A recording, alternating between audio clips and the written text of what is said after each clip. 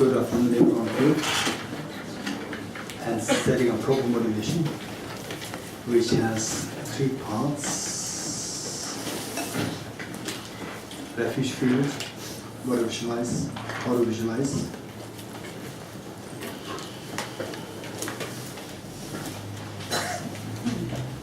What to visualize, what is Shakyamuni, His Holiness the Dalai Lama, and say Arab Jushri, Arab Lutishvara, Arab Priya, Arab Ashpani, Madhyamikavatara, and the author of the text, Acharya Chandrakirti, and the lineage of this teaching, Damdul.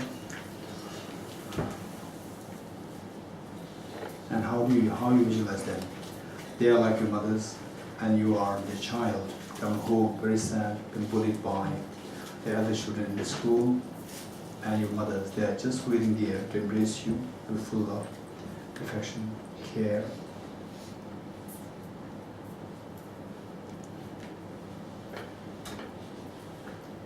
And this is not what we are fabricating. This is actually what is happening. All person Bodhisattvas, they are there. There's love, affection. No matter what you go through, their love and affection will never leave you alone.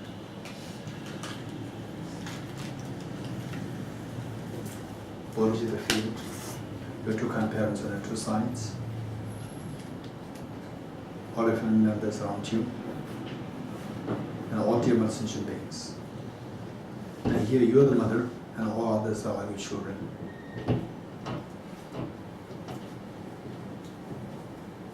And they come home very sad and stressful, and you are there to give love, full attention, affection, embrace, to the extent that each one of them feels themselves as so special in your eyes. And the purpose of this practice is, if possible, to see ultimate reality, to see the emptiness, if not at least leave a very profound seed of the wisdom and emptiness, to cleanse the mental defilements, so that Buddha nature, ultimate treasure within each one of us, becomes manifest fully, that you become least affected by external conditions. No matter what external conditions that you are in, that you are least affected, and that your peace of mind, that your happiness can never be stirred by any other factors. And this confidence, this fearlessness, this incredible joy, share this with all dear sentient beings, all of pure bodhicitta. So there's a purpose. With that in mind, let's turn to page 2. And imagine all sentient beings are joining you, particularly your 2 grandparents, they're joining you in this recitation. And enthused by great compassion, you taught the immaculate Dharma to dispel all perverted views. To you, the Buddha of Dharma, I pay homage. And enthused by great compassion, you taught the immaculate Dharma to dispel all perverted views. To you, the Buddha of Dharma, I pay homage. And enthused by great compassion, you taught the immaculate Dharma to dispel all perverted views. To you, the Buddha of Dharma, I pay homage. Independent origination, there is no ceasing, no rising, no annihilation, no permanence, no coming, no going, no separateness and no sameness. I prostrate to the confident Buddha, the supreme among all teachers, all the taught peace, which is freedom without restriction. I prostrate to the mother of the Buddhas, ever believers and Bodhisattvas, who through the knowledge of all these heroes seeking pacification, complete peace, who through the knowledge of past forces, those are whom my greatest achieve the ends of the world, and through the possession of conditions, the subduers and forth the varieties of all aspects. The one who has transformed into the love of God, motivated by altruism to benefit sentient beings, the teachers, the brother and protector, to you are great restorations. The one who has eliminated the right of conceptualizations and is endowed with the divine bodies of the vast and the profound, who eternally shine forth forever noble light rays, to you the Buddha and great restorations. Page 7. All phenomena arise from causes. The causes are taught by the Tathagata. The substitution process as well as taught by the great seer. Om Ye Rama prabhava hetum tesham tathagato yavata tesham chayo nirodha evam bhakti mahashramana yesva om yekama hetu prabhava hetum tesham tathagato yavata tesham chayo nirodha evam bhakti mahashramana yesva om yekama hetu prabhava hetum tesham tathagato yavata tesham chayo nirodha evam bhakti mahashramana yesva. All phenomena arise as causes. The causes are Acharya, the cessation of causes is rather far like a great seer. I go for refuge and enlightenment through the Buddha, the Dharma, and the Sangha. By my accumulation of practices given me so far, may I become a Buddha to benefit all sentient beings. I go for refuge and enlightenment through the Buddha, the Dharma, and the Sangha. By my accumulation of practices given me so far, may I become a Buddha to benefit all sentient beings. I go for refuge and enlightenment to the Buddha, the Dharma, and the Sangha. By my accumulation of practices given me so far, may I become a Buddha and benefit all sentient beings. Sanya Choda Soge Chonamla Chanju Badu Dani Kyapsuchi Dagi Jinso Gebe Sonamgi Tola Penche Sangi Rupanasho Sanya Choda Soge Chonamla Chanju Badu Dani Kyapsuchi Dagi Jinso Gebe Sonamgi Tola Penche Sangi Rupanasho Sanje Choda Soge Chonamla Chanju Padu Dani Kyapsuchi Dage Jinso Gebe Sonamki Dola Fenche Sange Dubasho. Okay, page 8. Inspired by wisdom and compassion, today in the Buddha's presence, I chant the mantra for awakening for the benefit of all sentient beings. Okay, Heart Sutra Mantra, page 17. As you recite this Heart Sutra Mantra, imagine that Buddha Shakyamuni, the very compassionate teacher, so loving, so caring, so embracing, is exhorting thus. Don't remain in the fears of samsara. Rise above the fears of samsara. Don't be in agony. Don't be in tension. Don't be in stress. Don't be in depression. Don't be in fears of samsara. Come towards enlightenment. Come towards ultimate happiness. Come. You're hearing this melodious voice of the Buddha Shakyamuni, very compassionate teacher. You inspire your two grandparents, all the family members. Come, listen what our very compassionate teacher Buddha Shakyamuni is saying. Let us not stay in samsara anymore. Let us all go towards the highest of enlightenment. Let us go together. Imagine that this is how we all going towards enlightenment as we recite this Heart Sutra Mantra. Imagine you are leading this and all sentient beings enjoying you. Yatha Om Gade Gade Paragade Parasangade Bodhisva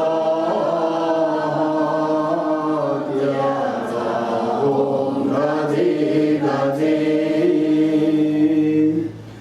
Paragade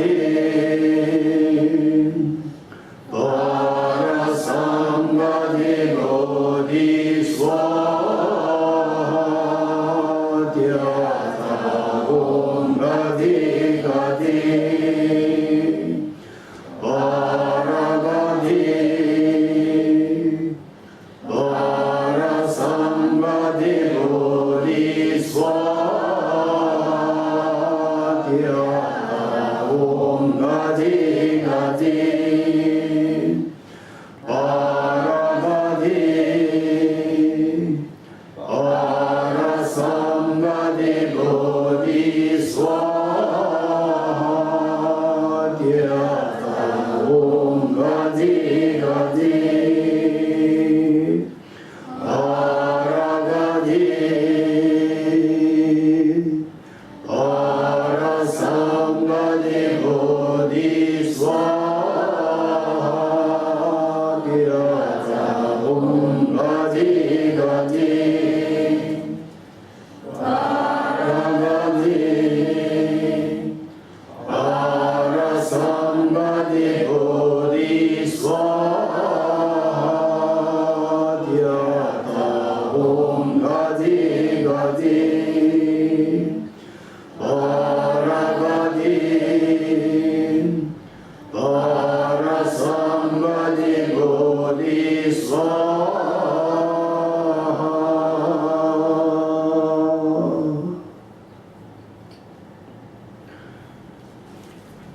Okay. So this Heart Sutra mantra and the Om Ye Dharma, the essence of dependent devotion mantra. So these two mantras, I say whenever we go to some new places, whether through aeroplane or through, say, by train, by I don't know, MRT, for sure by cars or whatever. When you reach new places, say this mantra. Say this mantra. For all the people there, share this dharma to all these people there. And how many of these people, for sure, from the aeroplane, you look at the city, Singapore, and you just look at the city, for example, Delhi, New York. How many people have really come in contact with dharma? And those who come in contact with dharma, how many of them really meet with the teaching on emptiness? How many of them really meet with the teaching of bodhicitta? So really. So you share this, just say this mantra, Om Ye Dharma, Hetu Prabhava, Yatha Gati Gati, Paragati, Parasambhati Bodhisattva. For them. So just tell them that, oh, here, I'm sharing this teaching of the Bodhisattva for all of you here, right? So let us not stay in samsara. Let us not be in the darkness of ignorance. Let us all wake up from the sleep of ignorance. Okay, if you can share this dharma, so the process of sharing this dharma, it happens only when there is a feeling of compassion and love for sentient beings. So your love and attraction, bodhicitta is activated in the process. And then what you are sharing is the teaching of emptiness. So the wisdom of emptiness is also activated within yourself. And then this is how you connect yourself to sentient beings. So later when you become Buddha, when you achieve enlightenment, so these are the beings who are going to be connected with you directly, who are going to receive the maximum benefit from your becoming enlightened. So this is so precious. So this is how, see how much we can make the most out of our being together and reading this text, and then see how to make this of greatest use and benefit for other sentient beings as well. Okay.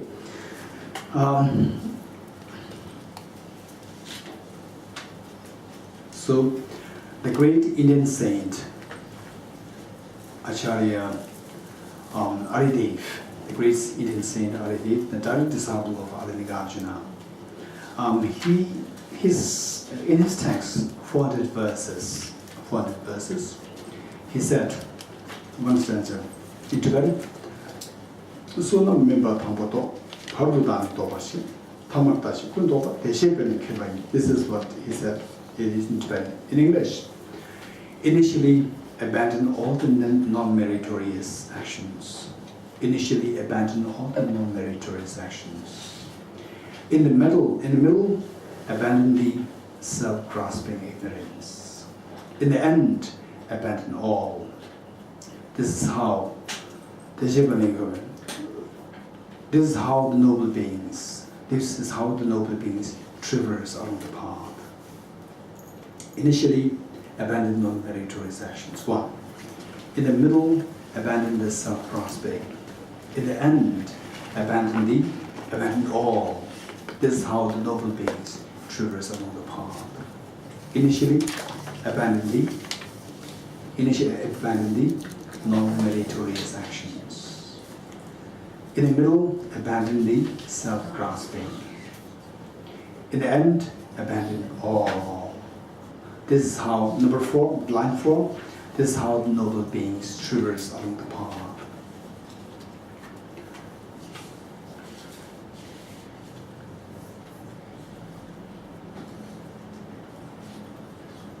Okay.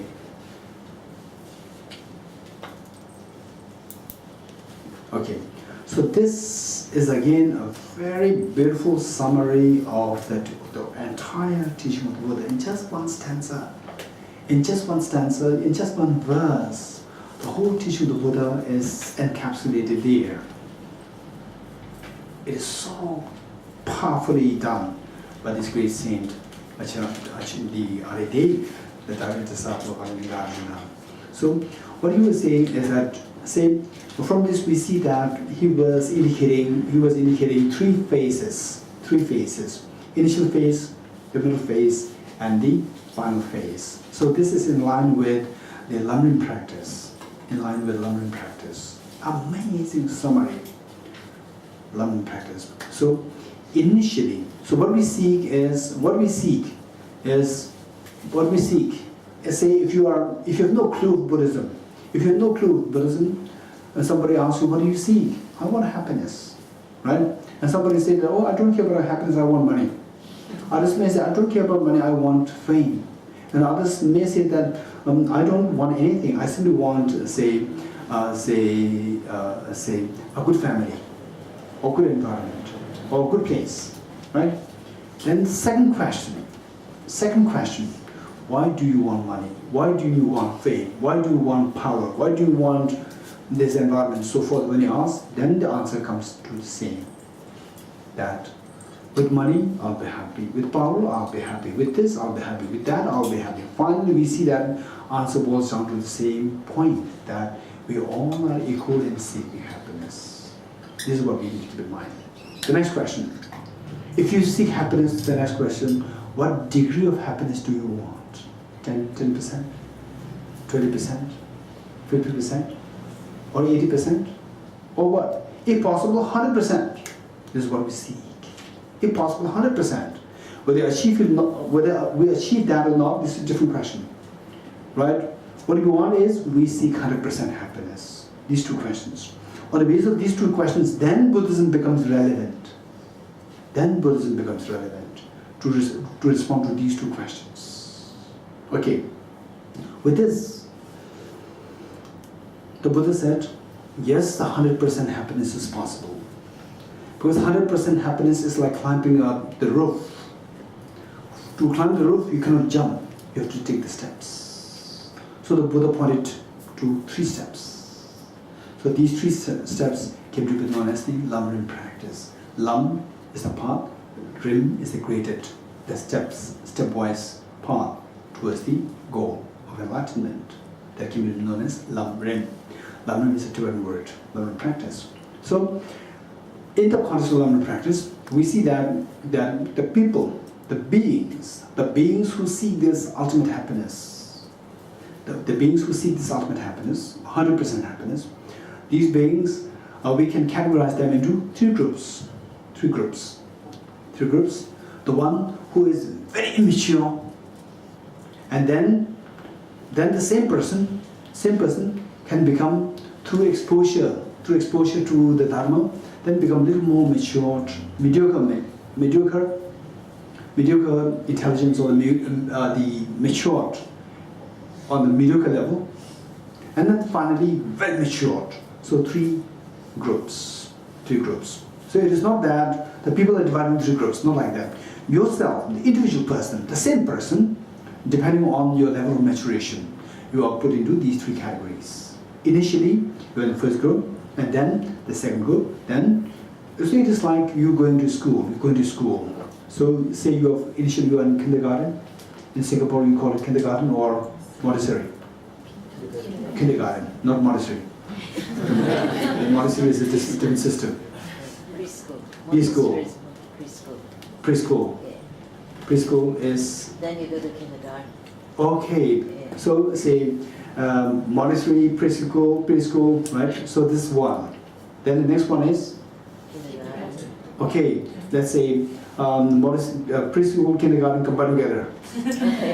And then they say the high school, then high school, and then university, right? Or college. Okay, college, university, again different. Okay. Or let's say the school, college, and university, right? It's the same person depending on your level of maturation. Initially you are in school, then you are into college, then you go to university, right? So likewise, it is not that, oh, some people are gifted, you belong to the third group. Oh, you are not so gifted, okay, second group. Or you are just hopeless person, first group. It's not like that It's not like that categorization. It is just the same individual. One person, depending on what level of maturation you've reached, then you are categorized into these three groups. Okay, so the first group is the least matured. As a least mature, when you say, when you think of, okay, my life, right? My life. So I'm already in my 20s. Is anyone in 20s? Okay, so in 20s they are busy. Okay.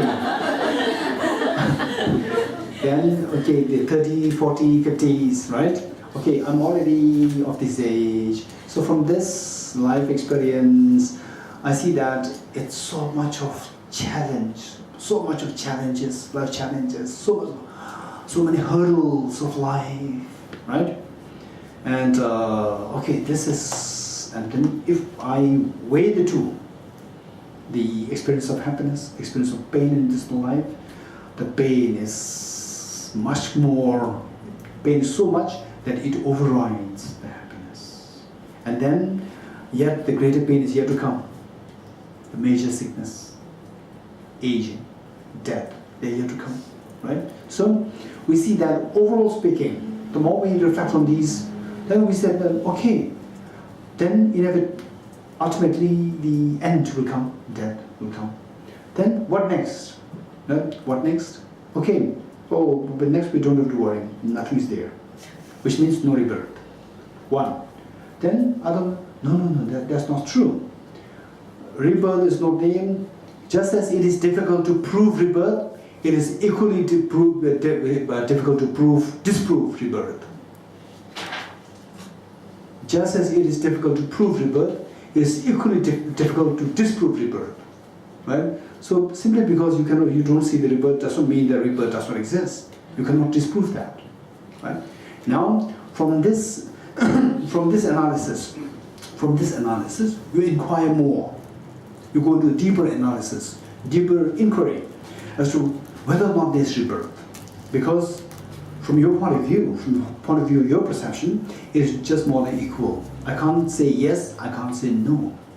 So now the question is whether or not it exists.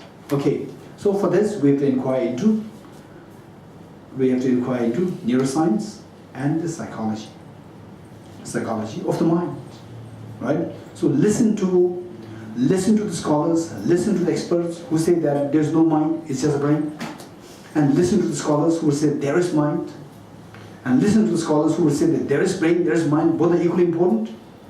But then it's not that one is just unilaterally dependent on another. There's a mutuality of dependence, right? Mutuality of dependence, which means that at times the mind depends on the brain, other times the brain depends on the mind. Which means that it's not that when the brain dies, the mind dies. Because at times the brain also depends on the mind. Which means from that point of view, the mind becomes the dependee and the brain becomes the dependent. So from this we see that, now getting some clue that the mind, when the brain dies, the dependee can travel separately. So exploring more into this analysis, we said, rebirth is 100% there. Right? Okay, so all these reasonings which were brought up by Acharya Chandrakirti, I've not brought this here. This is a very separate topic to be studied very separately, if possible. A whole, say, one retreat required for that, like 7 or 10 days of retreat required for that, to study that text, Brahmana Pratika, chapter 2. Okay, so let's say that after having studied that, you come to gain conviction, oh, there's rebirth. One, if the rebirth is there, then it becomes today and tomorrow. Today, you sleep, is like a death, and tomorrow sun rises, again, there is the continuation. So likewise, this life is today, and then the death is like the night sleeping, and then the next birth is tomorrow. Right? So if the next birth is today, then what will happen? Who decides what the next birth is? Right? Who decides? Oh, it's very scary. While I'm alive, tomorrow I can plan. Whether the plan is going to be 100% accurate, not sure. Still I can plan something. But next life, how can I plan? Right? Okay. So next life is determined by your own actions of this life.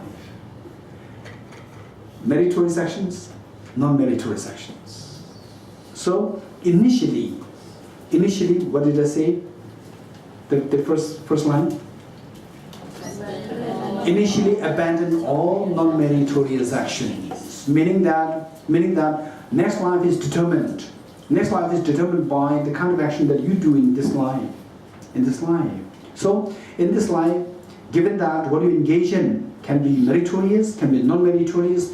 Non-meritorious gives rise to, non-meritorious gives rise to miseries in the future lifetimes, and the meritorious gives rise to happiness. So just stop the miseries. How to stop the miseries? By abandoning the non-meritorious action in this life. Right? Okay, so initially, so seeing that this life, I'm a human being, I'm a human, and next life, we never know. There are 6 realms. Hungry animal, the hell realm, Hungry Ghost realm, animal realm, human realm, Deva realm, Asuras realm, demigod, and God realm, right? So these 6 realms. And if I happen to take birth in the human realm, Deva realm, oh, it's fine.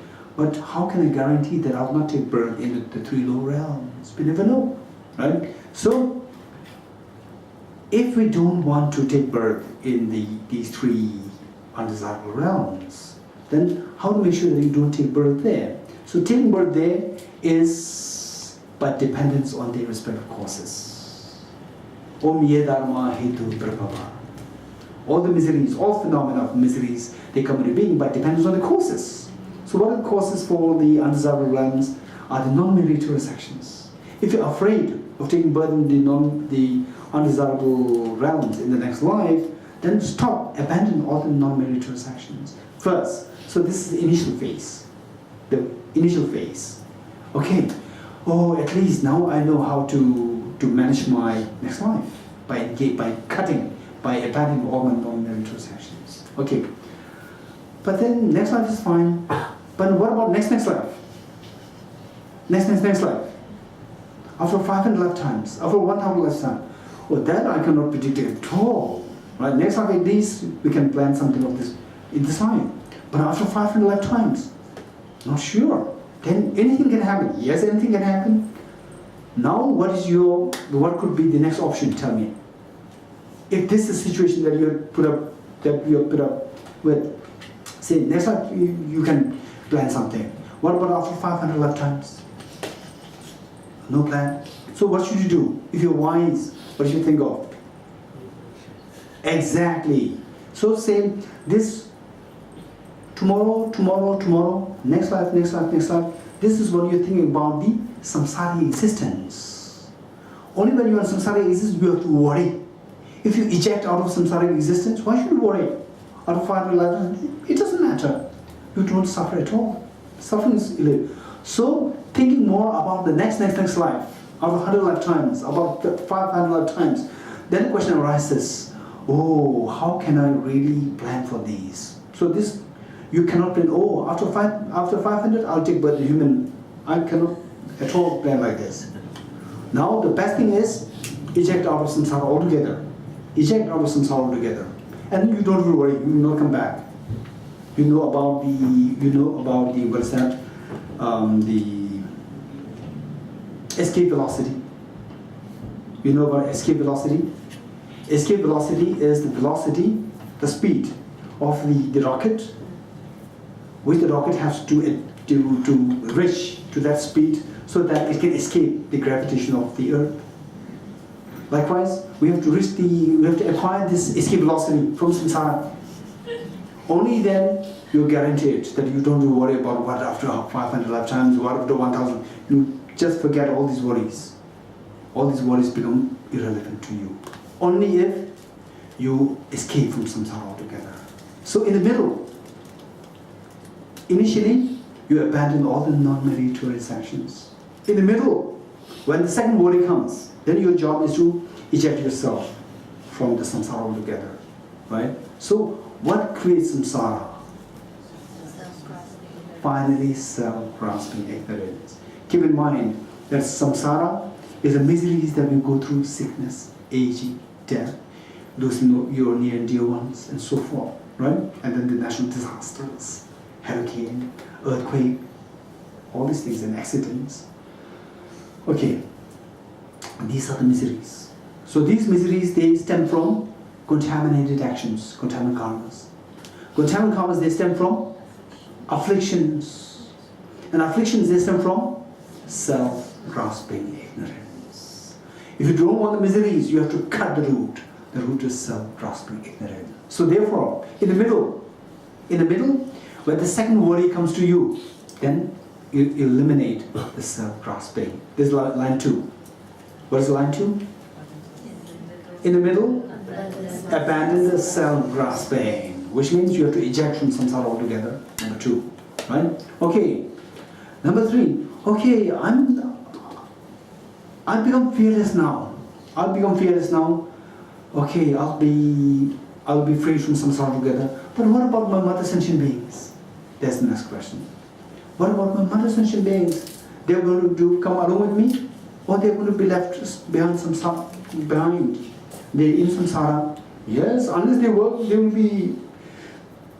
have to stay in samsara. Oh, no, this should not happen. Right? This should not happen. All my dear mothers, just as I want to be liberated, I want all dear mother sentient beings liberated. More than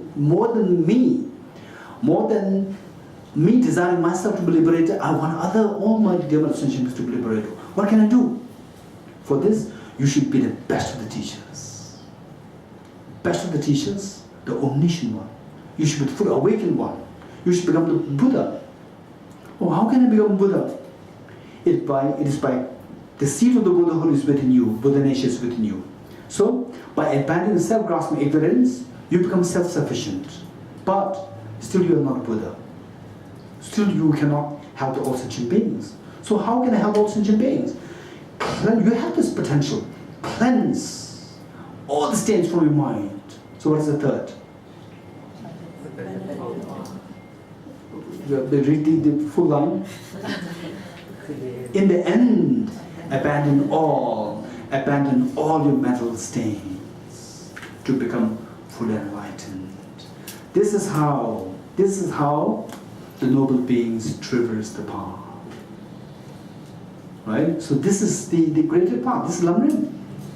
This amazingly great summary of Lamrim. Right? Okay, so this we don't forget. Another question is amazing. Okay, so one, from this advice that we need to keep in mind, is that one is that to the best you can, abandon the non-meritorious actions. To the best you can, right? And it doesn't mean that tomorrow you have to be a perfect person. It doesn't mean that. Just strive to see how much you can abandon the negative karmas, negative actions, stealing, killing, sexual misconduct, harsh words, and other gossip, and then the divisive words, and then the ill will, the wrong view, and all. See how much you can refrain from the 10 non-virtuous actions. This is one thing we should be practically doing, right? Just try. And even if you take this much step, because of coming to TBC for this class, this is a great success. And His Holiness the Dalai will be really very happy, and the Buddha Shakyamuni, our teacher, and the author of the text, Acharya Chandrakirti, they will really feel that, wow, a great part of the endeavor of engaging in this has been fulfilled Now my children, like the sentient beings, they are taking some steps. They are so happy. This is the greatest offering that you can make to these great enlightened beings. Okay, so this is to see what we can do. Now number 2 is, in the middle, abandon the self-grasping. In the middle, abandon self-grasping. To abandon self-grasping, what should we do? Self-grasping is a self-grasping ignorance. And ignorance is like darkness. In dark, you don't see anything. You don't know what is there. With the ignorance, you don't know. So ignorance is like darkness. Just as the darkness can be eliminated by introducing the light, darkness of the ignorance can be eliminated by introducing the light of the wisdom. So it is only through introducing the light of the wisdom that we can expect to overcome the self-grasping ignorance. So what is this wisdom? This next question. So the wisdom to see the ultimate reality. What is ultimate reality? So this is as indicated by the Buddha Shakyamuni in the 3rd seal. Everything is of the nature of emptiness and selflessness. Right? Okay. This is what we should be doing. Number 2. Number 3. What is number 3? In the end, abandon all. All meaning abandon all the mental defilements. How to abandon all the defilements? All defilements include the afflictive obscurations and the cognitive obscurations. Afflictive obscurations you have already abandoned in the middle. Now what is left? Cognitive obscurations left. The subtle stains of the mind are left. Subtle stains are left, which are known as the cognitive obscuration. Subtle stains are left. So subtle stains, how to eliminate the subtle stains, which are known as the cognitive obscuration? It is through the same wisdom of emptiness, but with a different push. The different push by bodhicitta. So the bodhicitta has to be added. Bodhicitta has to be added to make sure that this wisdom not only cleanses the afflictive obscurations, but also cleanses the cognitive obscurations. The bodhicitta is required. Okay, so with this now, what we see is that the wisdom of emptiness in both cases, whether to abandon afflictive obscurations or to abandon the cognitive obscurations, whether to in the middle to abandon self-grasping, ignorance, or in the end to abandon all stains, all mental defilements, it is wisdom of emptiness. So the additional thing required is the force of the bodhicitta is required as a motivation, right? So the wisdom of emptiness is like the axe to cut the poisonous tree. Okay, so now what is this wisdom of emptiness? So for this wisdom of emptiness was initially taught by Buddha Shakyamuni, particularly in the context of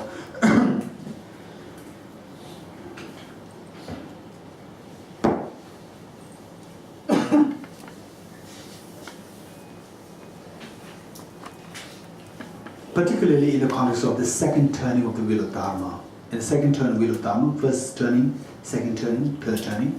In the context of second turning of the wheel of Dharma, the Buddha taught what constitutes the ultimate reality, what constitutes the wisdom of emptiness. Okay, so this, what the Buddha Shakyamuni taught, was further explained, simplified by Aranyagārjuna. More say, put them into a proper way, easier way for the people to learn by Aranyagārjuna, particularly the text, Madhyamikavatara, and the fundamental wisdom of the middle way, Madhyamikavatara. So this text must be studied. So now this text, Madhyamikavatara, which itself, if you read it, it's so technical, and Acharya Chandrakirti appeared in the 7th century AD. In 7th century AD, he appeared to further tease apart the subtle nuances, of this text and explain it further. So this book, which we are reading, is the outcome of that effort of Acharya Chandrakirti, meant to shed light on what constitutes ultimate reality. Okay, so this is the little form of the intro. So with that, we turn to page 9 or page 8, stanza 26. Stanza 26. Okay. Anyone, do you remember what we...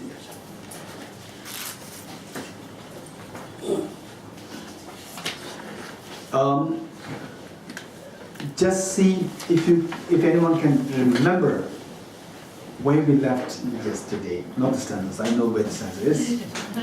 In terms of the understanding. Okay, right? Okay. So why I'm asking this question is deliberately to activate you. Okay, if you're activated, my job is done. You don't have to give me an answer. Right? My question is what? If you could remember where we left yesterday, the context. Okay, the context was in relation to rejecting the objectively existent production, right? Objectively existent production. Say, we see things, the wisdom of emptiness is the wisdom which sees things as that everything as dreamlike. Everything is empty of objective existence. So this is the purpose. Only when you wake up, oh, it was dream, right? Then the fear of the dream dissolves. Likewise, only if you wake up by the wisdom of emptiness, then you see everything is dreamlike. It's all coming from your mind. Why should you be afraid? All your fears dissolve, as indicated by Avalokiteshvara in Heart Sutra.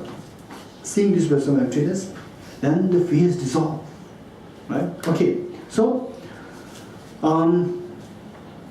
in order that all our fears dissolve, we need to see the reality. We need to see the reality. And the reality is the emptiness of the objective existence of the phenomena. So Acharya Chandrakirti, he was explaining this in relation to the, say, in two contexts, in two ways, in two parts. One is the empty, how everything is dreamlike pertaining to the object, the selflessness of phenomena.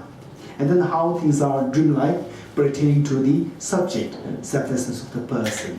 So Acharya Chandrakirti was explaining the selflessness or the emptiness in two parts. So the first part which we're doing is the selflessness of phenomena. How the object with which we interact, the phenomena with which we interact, they are all empty of objective existence. They are all dreamlike. Okay, so as a part of that, the phenomena with which we interact, there are thousands and thousands and millions of this. Acharya Chandrakirti just picked up one. The phenomena of the production. Once you understand this in the context of phenomena of production, then you can apply the same reason to all other phenomena. Right? Okay. Why the phenomena of production? Production plays a very important role. Production. Because we always crave for change. We always crave for change. And people, particularly, say, people when they fight for elections, they say change. Right? They know the human psyche. So when you say change, and people get excited, right? So this is the psychology of the human beings. So the change happens. What was not present there comes into being. What was not present there comes into production, comes into arising. That is the meaning of change. So therefore, all phenomena which we are looking for, they are somehow connected with the change, with the production. So if you pick up the production, if you see the emptiness of production, what is there? And so objectively, everything which comes with being, which dissolves, which comes with being dissolved, they're all just dreamlike. If you see one thing, the production, the dreamlike nature of the production, the dreamlike nature of the arising, then we see that this can be applied to all other phenomena. Okay, so with this, for example, the stanza which we read from page 2 of the prayer book. Page 2 of the prayer book. Okay. In dependent origination, there is no ceasing, no arising. Look. So it says here, this is Arjana's text. So when you see things is a dependent origination nature, then objectively, there's no arising, there's no production, right? Because there's no production, where there's no production, then ceasing, how can that be, right? Only when something comes into being, then it should cease. Because there's no production, the ceasing is not there. No ceasing, no arising. No annihilation, no permanence. So for example, our mind, which is so lasting,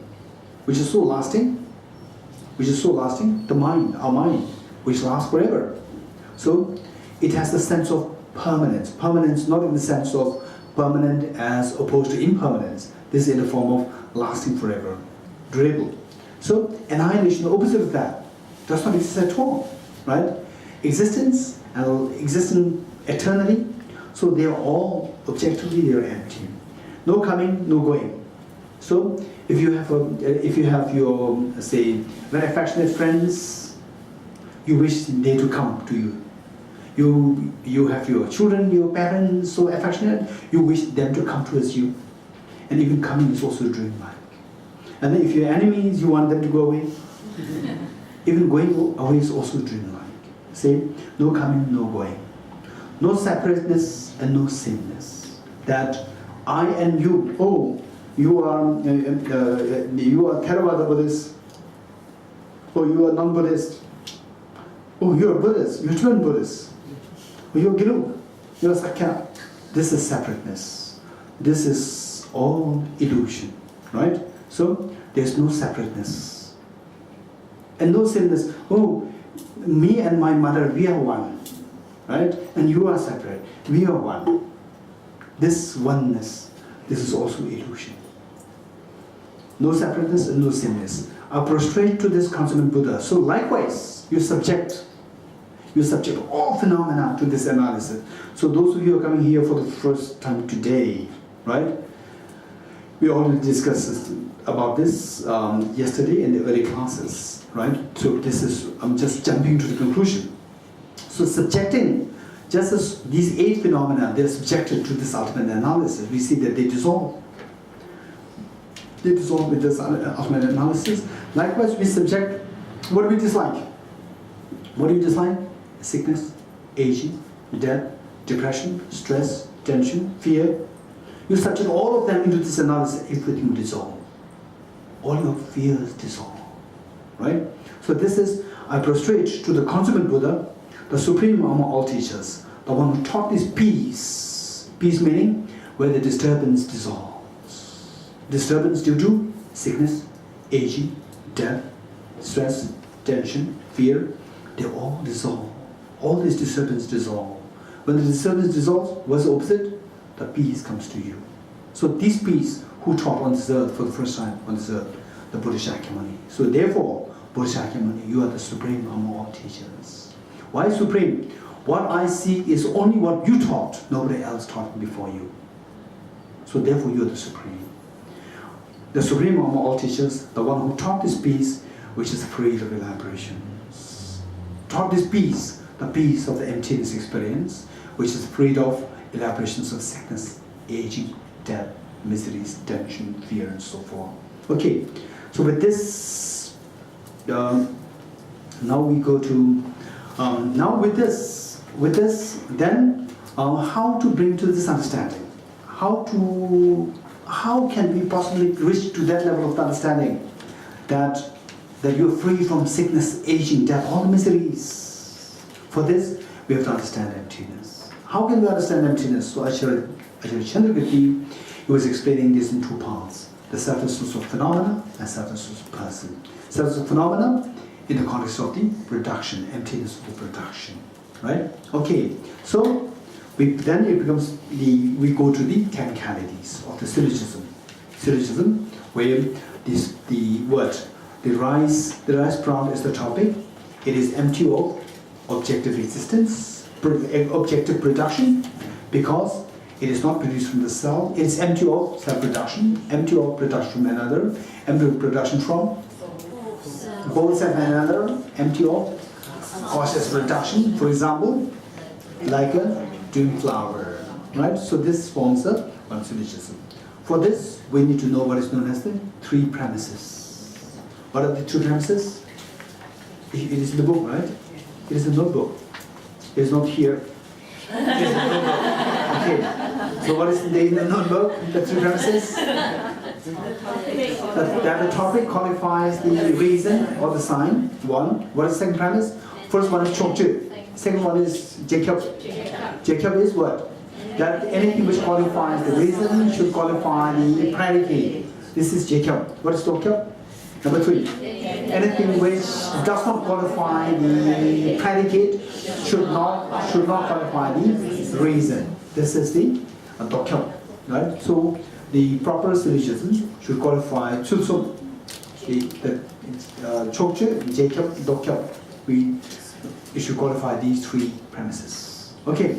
So now the first premise, which is that the topic should qualify the reason. What is the topic? Rice sapling, the rice sprout, that's the topic. And what is the reason?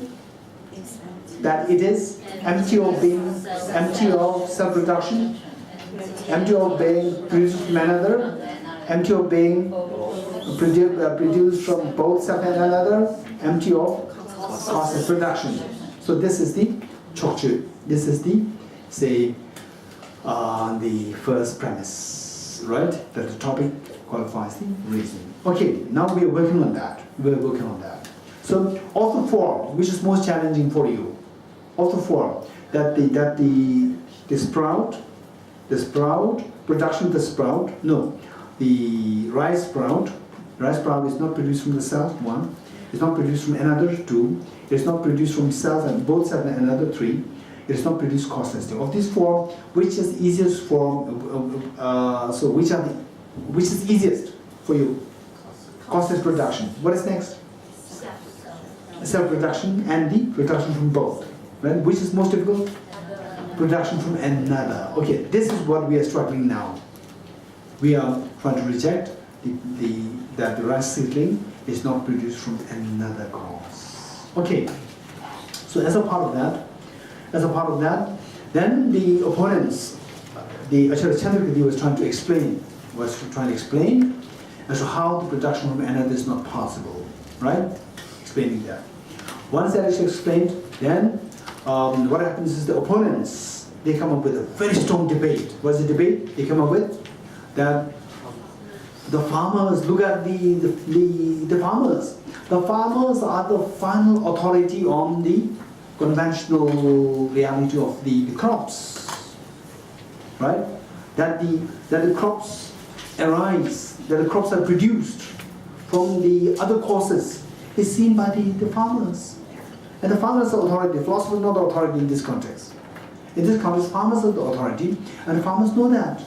Right? So when the farmers are authority and farmers know that the crops are produced from another causes,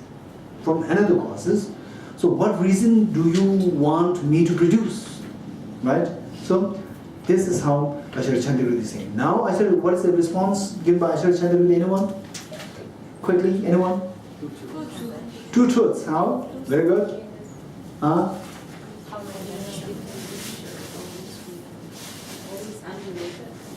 Yes. 2 truths, right? 2 truths saying that with the production, what the farmers are authority in and what the farmers are not authority, where the farmers don't have the authority, where the farmers have authority, where the farmers don't have authority. This we have to segregate. This is what Acharya Chandrakirti said. That the rice sprout arises from the rice seed. This is the farmers of authority, right? Or the rice sprout comes from rice seed, not from mango seed. This is the farmers are authority in. But that the rice sprout objectively is objectively produced from the seed, rice seed, is not what the authority, the farmers have the authority. Because farmers have no clue. Objectively, subjectively, they have no clue. If you say, oh, the rice, you plant rice, yes, objectively rice or subjectively rice, the farmers have no clue. Farmers have no clue. So therefore, Acharya Chandrakirti segregated the two. That you are mixing the 2 things up. What 2 things? What the farmers, the authority the farmers have, and the authority the farmers don't have. Okay, tell me, what is the authority the farmers have? That the sprout arises from the seed. This is what the farmers have the authority. What about the one which the farmers don't have the authority? That the rice, whether the rice objectively is produced from the seed or not, that the farmers don't have the authority. Why? Because the moment you say the rice, and rice objectively or subjectively, farmers get lost. Not all farmers, not the philosopher farmers, right? The ordinary farmers, they get lost, right? Okay, so this is how Acharya Chandrakirti segregated the two, right? Now in this context, then Acharya Chandrakirti says that things like the flower, oh, wow. Okay. Very good. Okay, say the flowers. Say the flowers. So Acharya Chandrakirti saying that when you look at the same object, I'm not saying the flower, when you look at the same object, there are different perceptions. You look at the same object, there are different perceptions. How you look at it, depending on that, you will see the same object differently, right? Okay. So one is where your saturated mind is influencing. One is where your saturated mind does not influence, right? Where your saturated mind influences, you see the flower. In the absence of the subject influence, then you see that the object as a flower is empty from the object side. Independent of the subject mind, the flower is empty from the object. It does not exist. The flower dissolves, right? In simple terms, yesterday we were going to the atoms, right? But when you see that on the atomic level the flower is empty, don't think that this is the ultimate emptiness. So this is just a clue.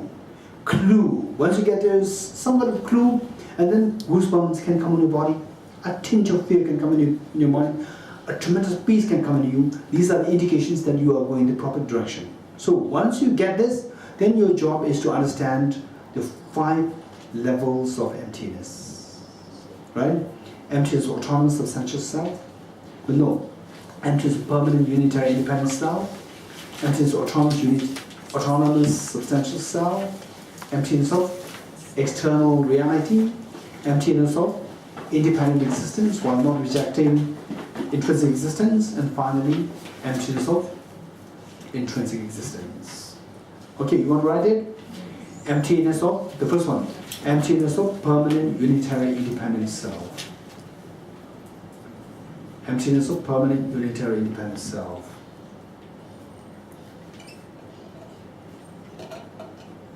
Number 2, emptiness of autonomous substantial self.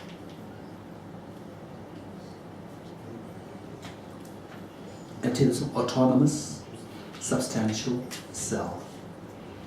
Emptiness of autonomous substantial reality or self. Number 3, emptiness of external reality. Emptiness of external reality. Number 4, emptiness of true existence. Emptiness of true existence.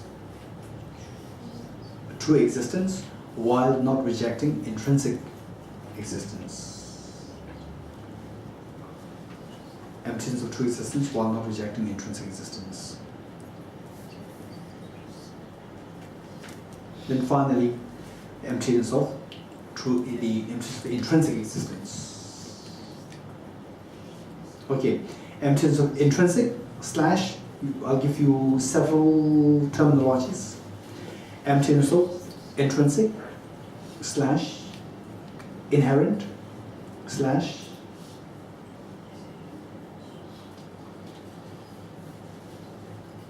right? Emptiness of intrinsic slash inherent slash objective slash ultimate slash true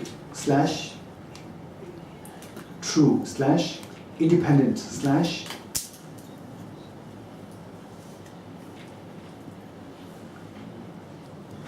what else? Absolute. How many? 6. Oh, absolute, thank you. Absolute, okay, how many? 7. But 7 is good enough. Yeah.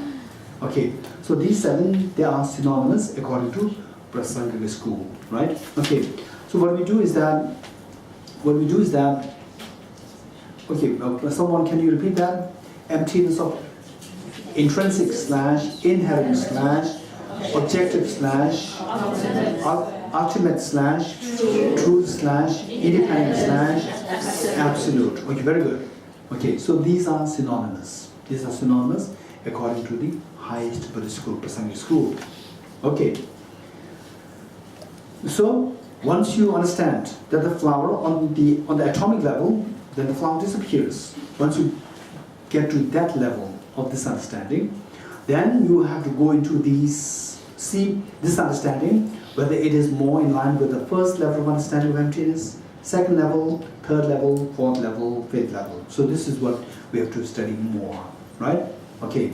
So the moment you get say inkling of some disappearance, a tinge of a fear or goosebumps like that, you are in the proper track. So your job is to see where this understanding fits in, which of the five it fits in. So for which we have to study the 5 levels of emptiness separately. Okay. Now with this, what Acharya Chandrakirti is saying is that, when you look at it, there are so many ways of looking at the same object. So some may see this as a flower, others may see this as a bunch of atoms, still others may see this as a bunch of cells, and still others may see this as just the flower's nothing, the flower's not there, right? There are so many ways of seeing this. There are so many ways of seeing this. And of these many ways of seeing this same object, one is, most of them fall under the category where your mind is influencing. Subjective influence is there. And one where the subjective influence is excluded. Right? Now we can categorize them into two. Where the subjective influence is there, this is known as what you see as a result of the subjective influence. Subjective influence is known as conventional influence. Conventional influence. So what you see, the object as can be seen by the conventional influence is known as conventional truth. And the object as can be seen by independent of the mental influence. When the mental influence is not there, what is there? Nothing is there. Independent of the mind, nothing is really there. Right? So that is known as the ultimate truth. Okay, the two truths. Now, when you speak about the production, the sprout getting produced, production of the sprout as objectively real, as ultimately real. This is what the opponents are saying, right? Ultimately real. Okay, so the sprout, the production of the sprout is seen by the mind analyzing the ultimate, or the mind analyzing the convention. The sprout being produced is seen by the mind analyzing the convention, or mind analyzing the ultimate, mind analyzing the convention. So therefore, it falls under the category of the conventional reality. It doesn't fall under the category of the ultimate reality. Because it doesn't fall under the category of the ultimate reality, it cannot exist ultimately. Because it cannot exist ultimately, the farmers who think that the production exists ultimately or objectively, it is deceptive. Okay, so this is what we have to know from this. Now, let's see. 26. At 26, so yesterday what we were discussing is that in the context of the conventional, the mind analyzing the convention, in the context of, say, in other words, mind which analyzes the object, and mind looks at, which views the object unanalyzed. The mind which looks at the object, oh, where's the flower? Oh, it's there. Which flower? Which is that thing? The first atom or the second atom? Then you are analyzing. You're going into the ultimate analysis. The moment you go into the ultimate analysis, the object disappears. Right? Okay. Now, whereas if you don't analyze this, then you will see the flower. Right? See the flower. And some people may see this as, say, some chocolates. Yeah? Right? And some people see, some beings, they see these lights as very beautiful. And because of which the human beings, they create the lights to kill the insects. Because the insects, they see this light is so beautiful, right? They simply pull towards that and then they're killed. This is deception. They perceive one thing and the reality is very different. Had it been the case that these insects, they know that this is what they kill you, they will not go towards that. But they perceive it in one way and the reality is very different, right? So now, with the same one which looks at the object very closely, one which looks at the object from distance. From distance, again, there are some which are valid in the context of the convention, and some which are non-valid or invalid in the context of the convention. When you see this object as a flower, conventionally is valid or invalid? It's valid. When you see this as say bunch of what? Bunch of chocolates, this is invalid. Okay. Likewise, say seeing the self as permanent, unitary, independent. Seeing the self as, oh, it's so permanent, it is so independent, so unitary. So seeing the self, so is this in the context of ultimate or in the context of conventional? It's conventional. In the conventional, is this a deceptive perception or a valid perception? It's a deceptive perception because the self does not exist as permanent, unitary, independent. 26. The self as postulated by the upholders of extreme views. Upholders of extreme views meaning the philosophers who believe that the self exists as permanent, unitary, independent.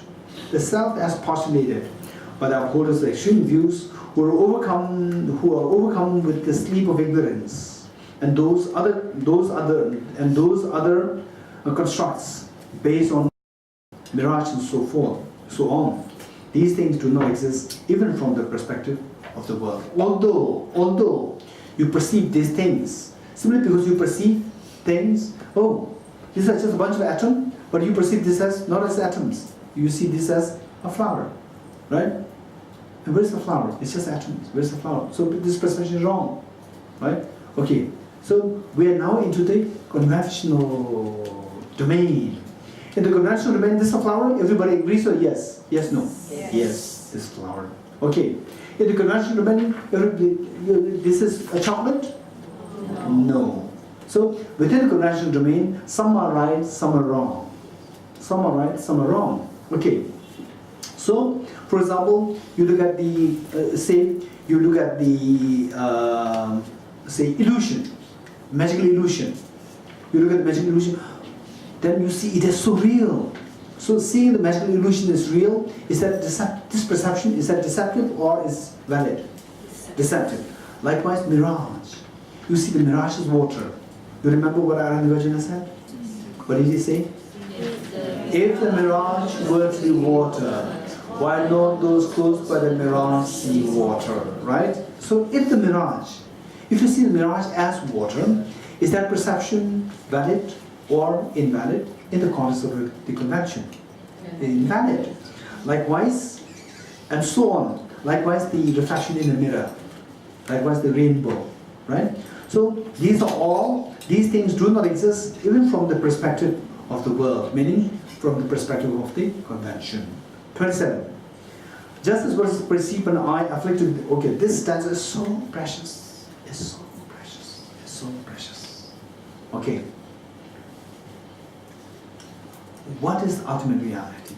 This is the question. What is the ultimate reality? Right? Okay. 27. Just as what is perceived by an eye afflicted with cataracts cannot invalidate the cognition of those who are free of cataracts.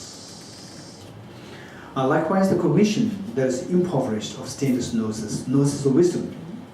Gnosis/wisdom.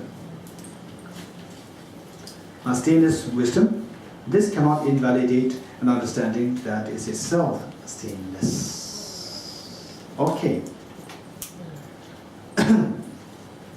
Say,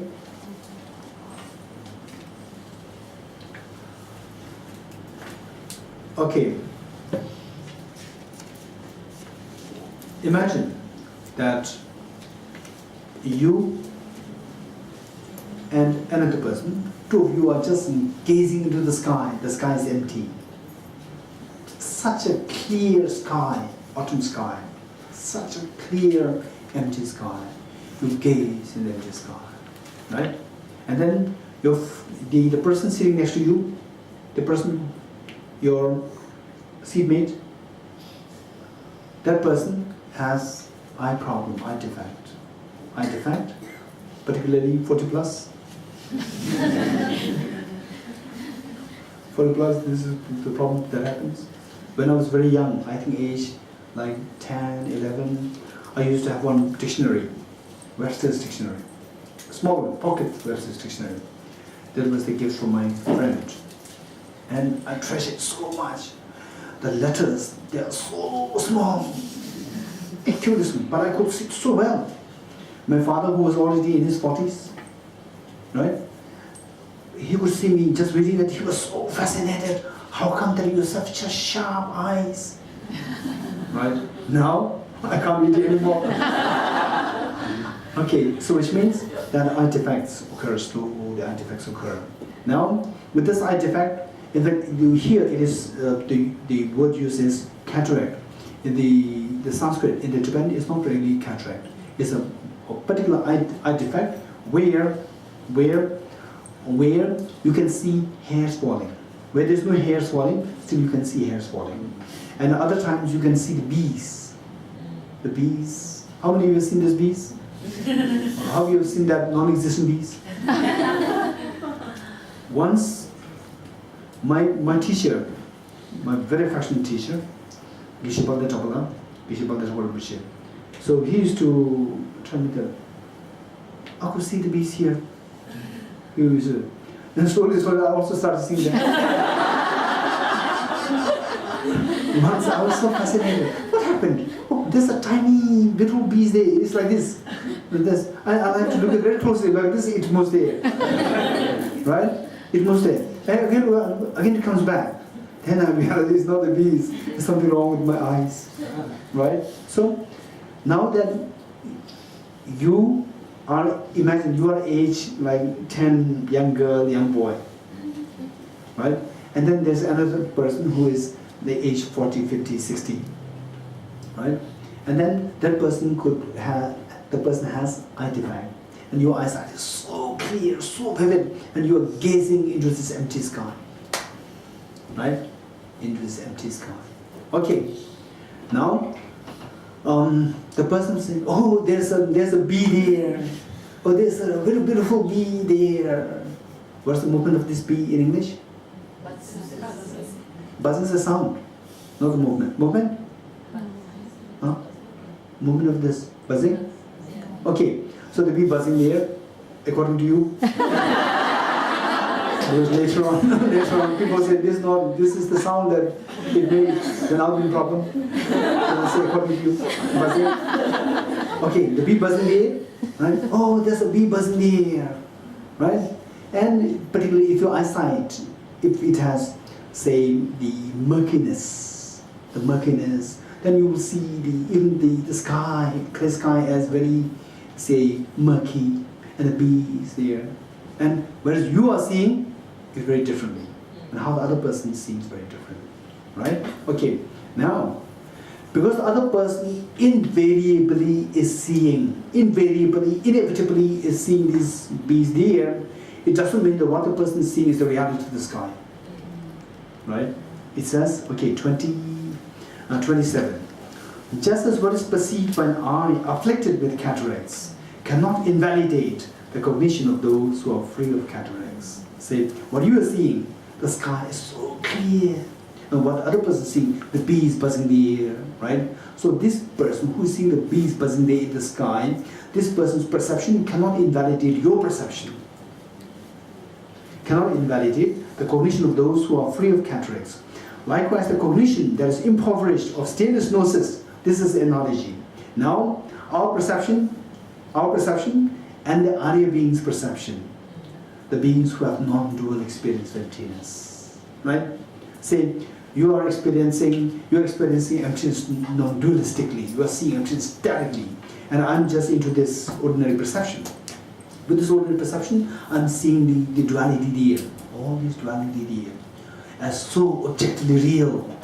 You look at the flower, wow, it's so objectively real, right? Okay. One time I remember the Singaporean friend, right? Dharamsala weather was at one point, the monsoon, it was terrible. So, say the very foggy, and your mind simply becomes your mind is so sinking, right? And the weather is so foggy, where you don't feel your spirit. And then one day it so happened that the weather was so clear, so beautiful sunshine, and my friend, opened the window. It's so splendidly beautiful. He said, how come that this doesn't exist truly? How come that this beautiful weather doesn't exist truly? Right? So he learned about emptiness, and then now seeing it's so objectively real. How can you reject that this is objectively real? Right? Okay. So what I'm saying is that this is how the ordinary beings perceive things as objectively real. What the Arya beings with the non-dual wisdom, so how they perceive the things is they see things very differently.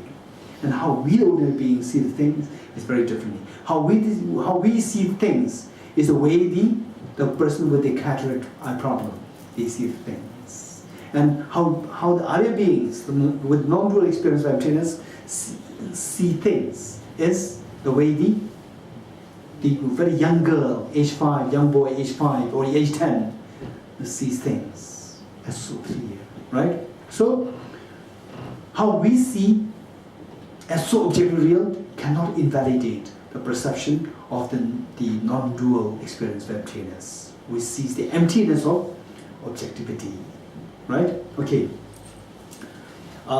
27.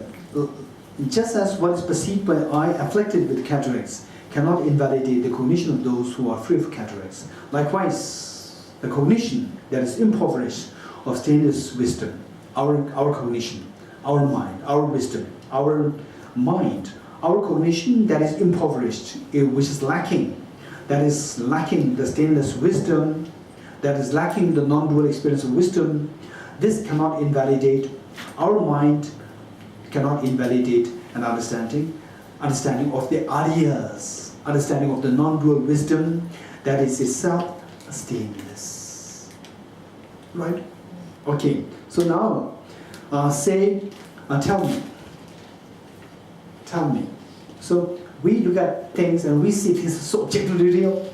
Objectively real means ultimately real, ultimately existent, the flower existing as ultimately real. The Arya beings, they see that ultimate reality is empty. Ultimate existence is not there. Nothing exists ultimately. Which of the two would invalidate which? Arya beings' perception of the emptiness of ultimate existence can invalidate our perception of things to be existing ultimately and things to be existing objectively.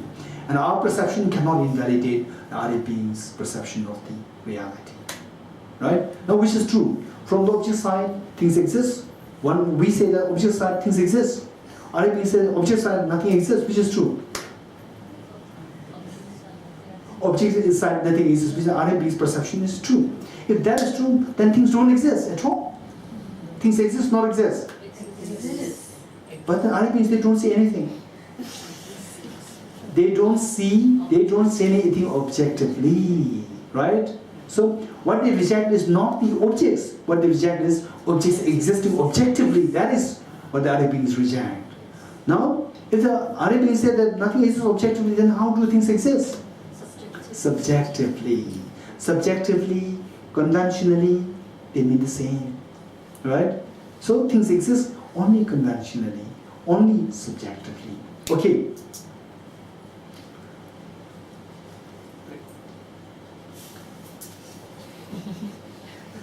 4 till 4:15. Okay.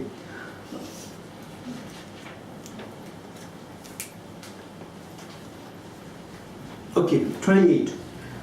Because delusion means our misperception of the objects that's objectively real, the ignorance. Because delusion obscures the intrinsic nature. Intrinsic nature meaning the ultimate nature. What is the ultimate nature of the phenomena? Emptiness of the ultimate existence is the ultimate nature of the phenomena. Right? Okay, this is what we will discuss in the second session. Right? What did I say? Emptiness of the objectivity is the objectivity of the object. Emptiness of the objectivity is the objectivity of the object. Don't forget it. Emptiness of objectivity is the objectivity of the object. Right? Okay, we'll stop here.